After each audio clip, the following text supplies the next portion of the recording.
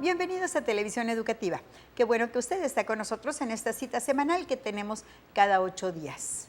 Mire, como usted bien sabe, durante todo este mes de mayo se festejó al maestro y se sigue festejando al maestro. El 15 de mayo de 1919, bajo el mandato del general Plutarco Elías Calles, se nombra este día como Día del Maestro, 15 de mayo. Y aquí en Sonora, pues durante todo el mes de mayo hubo actividades para arengar a los profesores, a los maestros. Y en el marco de estos festejos se presentó un libro que va a servir sin duda de referencia para que muchos estudiantes ahorita de esta noble profesión de la docencia, pues tengan un referente, tengan una historia, porque creo que no hay mucho de este tipo. El libro se llama Morir Enseñando, una historia de maestros, y son maestros de aquí de Sonora. El libro tiene un sentimiento de pertenencia muy amplio, porque son profesores que pues a lo mejor su familia conoció. El libro es del maestro Ricardo Aragón Pérez. Él es escritor, historiador, ensayista y sabe de lo que habla, y sabe de lo que escribe, y sabe por qué el título de Morir Enseñando. Maestro, bienvenido. Usted, pues maestro normalista, ¿verdad? Sí, en efecto, ingresé de una escuela normal y obtuve mi primer nombramiento a mediados de los años 80 para hacerme cargo de una escuela primaria rural federal en una comunidad marginada, en donde habría que caminar algunos kilómetros atravesando un lomerío para llegar allí, y hacerme cargo de una 30 muchachitos que atendía en los 6 grados, entonces llamadas escuela unitaria. Una escuela muy pobre, con muchas carencias materialmente, que no iba más allá de ser un cuarto de 5 por 6 del área, que en el día servía como salón de clases, a mediodía como mi comedor, por las noches mi recámara, y con los anexos, un baño con un pozo donde habría que estar sacando agua porque no teníamos la distribución.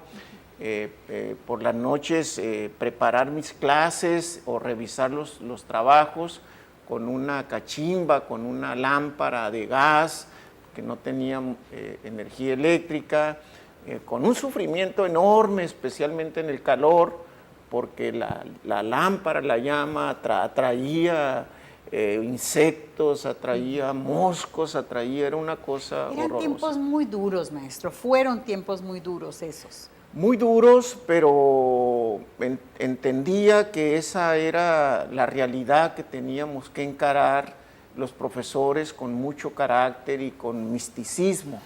Era la oportunidad para poder poner en práctica las teorías, los pensamientos, la filosofía que nos inculcaban nuestros maestros en nuestras escuelas normales. Y es que quienes somos de pueblo y conocimos al maestro rural y conocimos de sus gustos y disgustos, sabemos que el maestro era todo en la comunidad, era el consejero, era el papá, era el abogado, era el que decidía muchas veces bodas y bautizos. O sea, para todo se consultaba al profesor.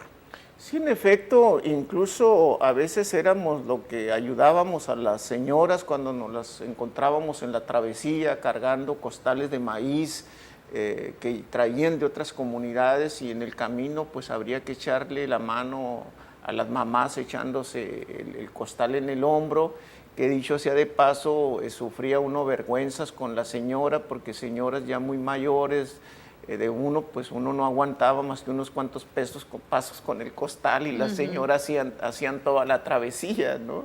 Entonces, estaba uno allí, orientaba a las comunidades para las asambleas de los ejidatarios, estaba uno en los hogares como los curas visitando las familias, dando orientación sobre el tipo de alimentación, si lo que alimentaban le hacían bien, todas esas cosas uno tenía que intervenir. Y todo esto recoge en su libro, aparte de algunas otras cuestiones, pues administrativas, políticas, regulatorias de la educación, pero el objetivo primordial, maestro, del libro.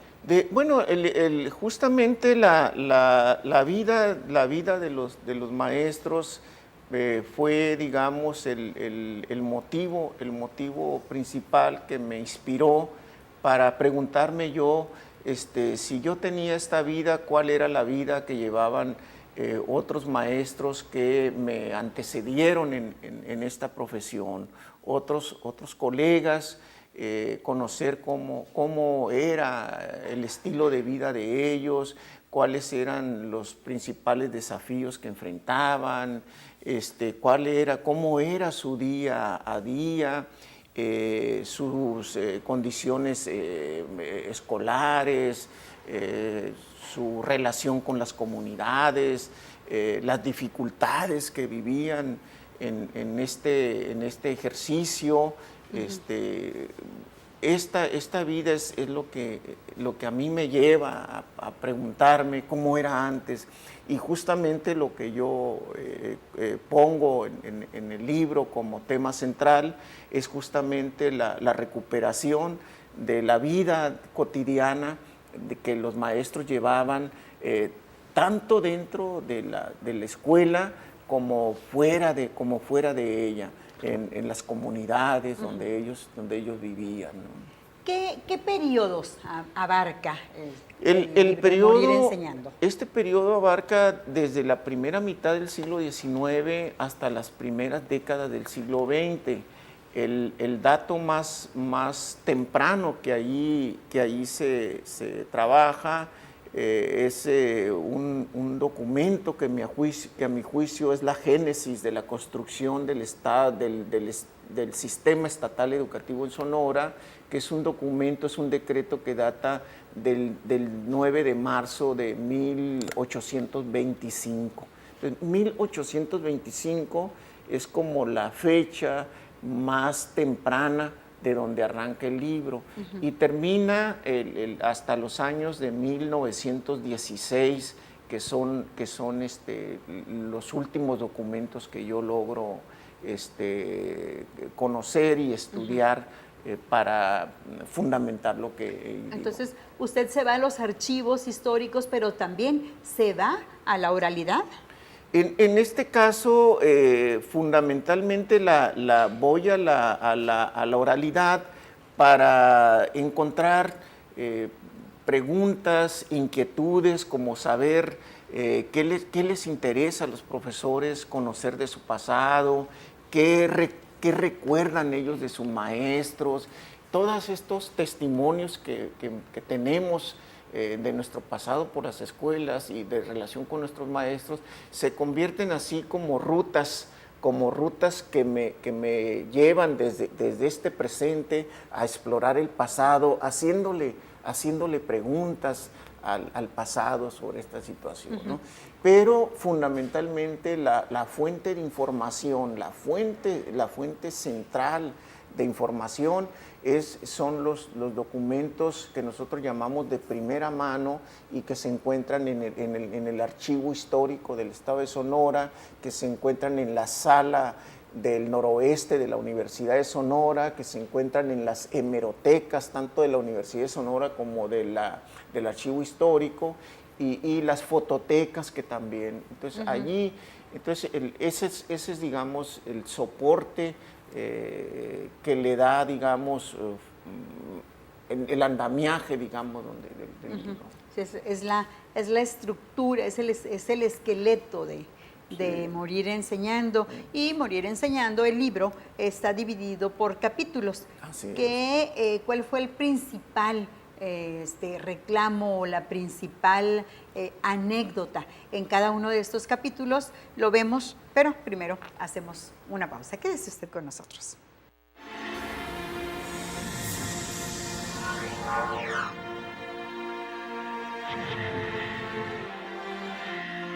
Estamos hablando de el libro Morir Enseñando, una historia de maestros en Sonora, con el autor Ricardo Aragón Pérez, maestro Ricardo Aragón Pérez. Entonces, maestro, hablábamos de que el libro pues está capitulado.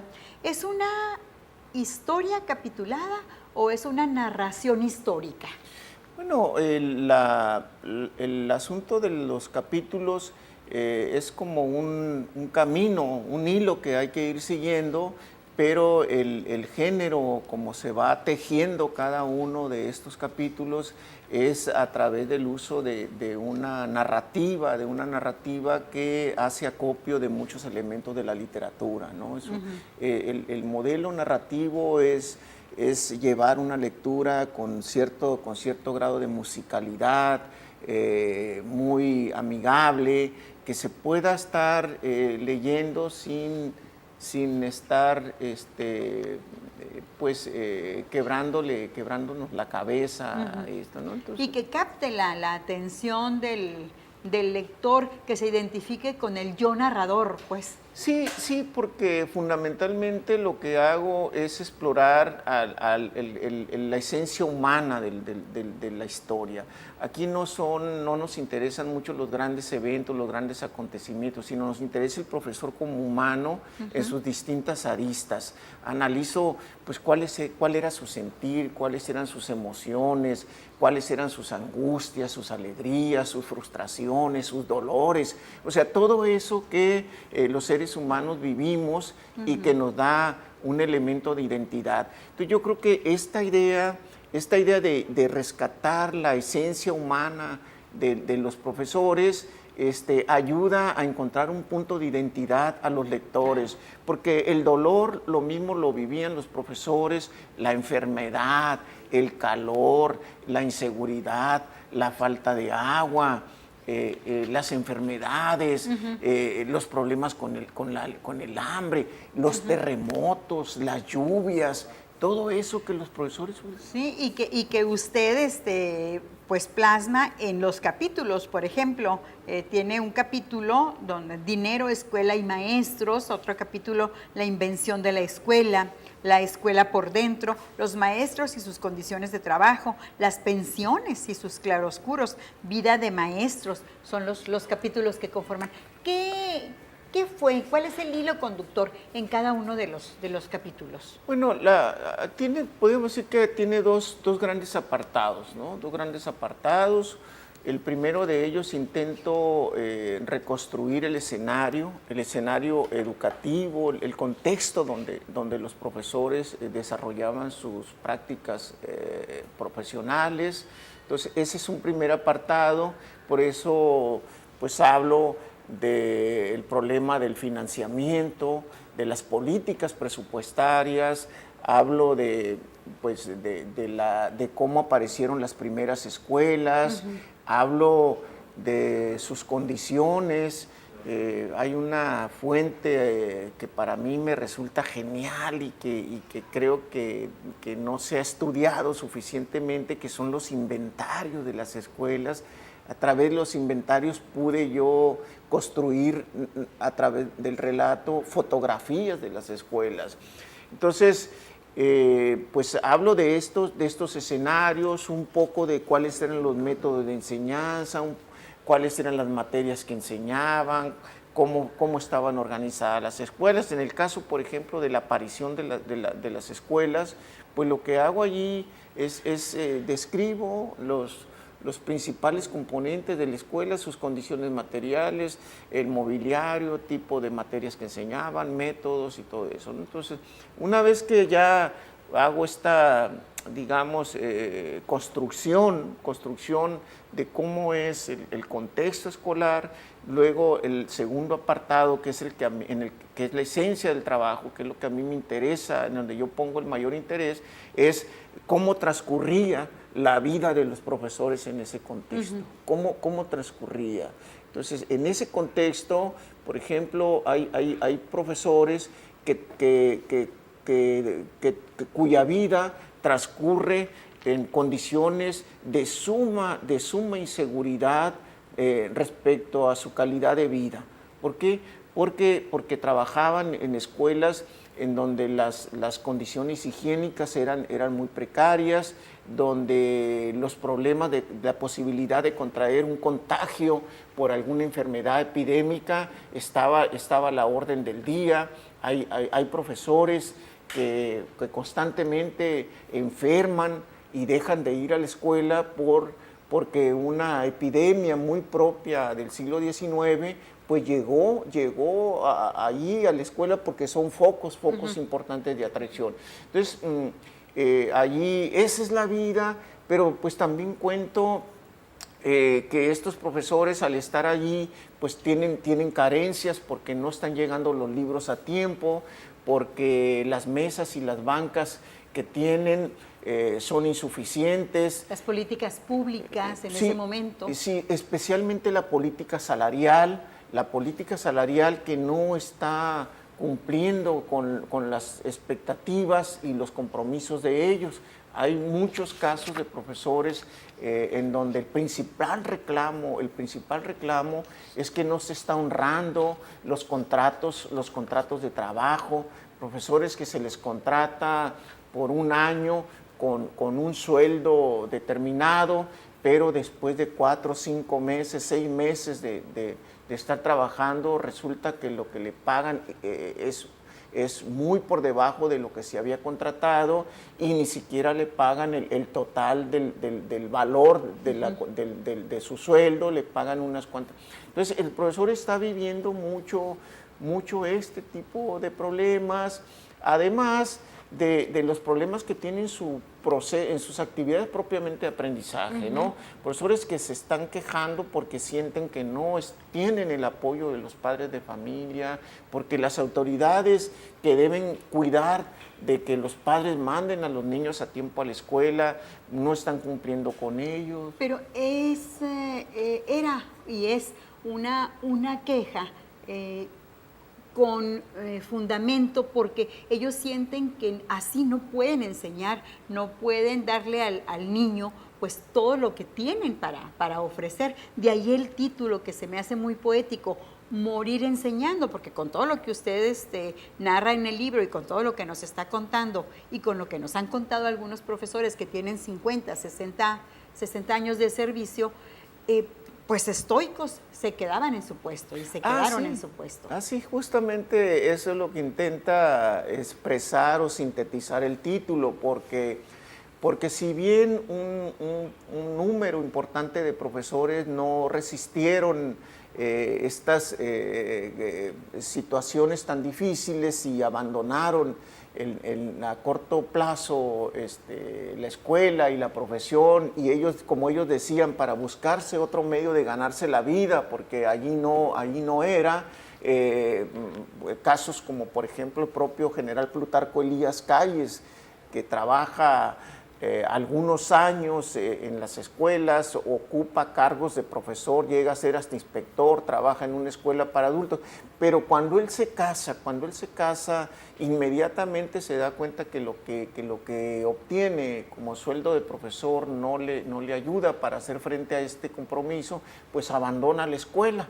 Pero tenemos casos de esto, como dice usted, estoicos maestros que pasan por todas estas dificultades y hay un profesor que dice, dice, desde que yo ingresé al magisterio, conocí el sufrimiento, supe lo que era vivir en carencias, pero aún así, dice, aún así estoy contento y he de morir enseñando, dice. Entonces, de ahí viene esta idea de estos profesores que están dispuestos a dejar su vida en el aula. Y allí cuento casos como el caso de la profesora Luisa Cáceres de Guaymas, una profesora que inicia su profesión hacia principios de los años 80 y que a principios del siglo XX, 1900, ella está muy enferma y está postrada, está al punto de la muerte, no tiene cómo resolver una atención médica y le pide en una carta dramática que yo transcribo una parte de ella en el libro, le pide al gobernador con mucha vergüenza, con mucha pena, está muy avergonzada en pedirle, nunca lo había hecho, le dice, pero le pide una ayuda económica para reponerse del estado de salud, dice, y volver a seguir enseñando y dejar de ser una carga para el Estado, ¿no? O sea, primero la vocación que la salud, pues. Sí. Entonces, es el caso de ella, pero cuento varios casos de profesores que fallecen, revisé la prensa, por ejemplo, y encuentro muchas cartas donde los maestros fallecen y lo que la sociedad opina de ellos, ¿no? Porque además la profesión implicaba una serie de problemas de salud en los que ellos están diciendo yo ya no puedo, porque el caso de una maestra también de muchos años de aquí de Hermosillo, Ignacia Camus, que a día dice, yo ya no puedo ver, yo mi vista me la he acabado enseñando especialmente a niñas, pero aún así sigo aquí. Entonces, pero hay profesoras por la voz, el problema de la voz. En fin. Y es que historias como estas hay muchos. Ahorita, mientras usted hablaba, yo recuerdo, por ejemplo, a la maestra, también maestra normalista, maestra rural, Armida de la Vara, que pues su legado ahí está, y de repente pues Armida de la Vara escribe también, es escritora, porque los maestros tenían también ese otro don, ¿no? El de enseñar y plasmar también a través de la literatura. Yo creo que has tocado un punto que me parece a mí que puede ser orgullo del magisterio y que no hemos sabido valorar ni reconocer. Justamente en estas primeras etapas tempranas, las profesiones, una de las profesiones que generaban los productos para desarrollar su propia actividad son los maestros. Eran ellos quienes transcribían los libros, eran ellos los que escribían los libros de teoría educativa, de pedagogía, los manuales de geografía.